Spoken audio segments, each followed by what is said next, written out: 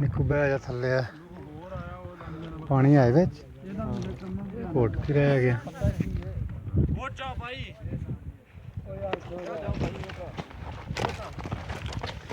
ਉਤੋ ਭਾਈ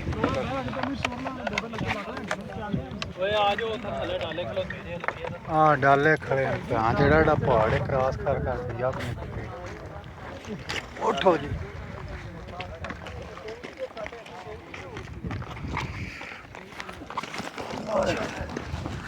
लो जी bag अब जी टीशी उत्ते आ गए ऊंचाई ते पहाड़ी क्रॉस करके जा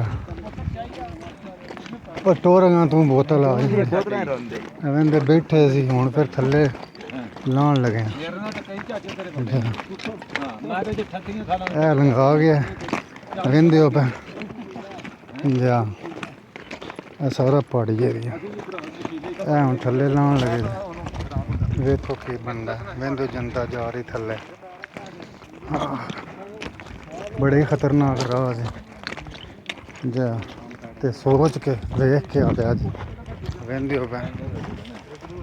क्यों ड्रामे हाँ तेरा दिल फसन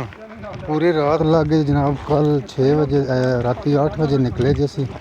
ते सुबह दे 6-7 बज गया जी बल्कि 8 बज गया लगातार वेंदे जा पहुँच गए जी हूँ राह नाल वड़ गया जैसी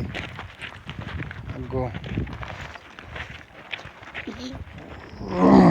अल्लाह बेहतर करसी सारी रात लग गई टुटिया वो जा रहा डैंकर अगे साढ़े थल्ले वो अगे अगे बड़े एक्सपर्ट बंदा वो कहते जा रहे वो अगे सारिया तो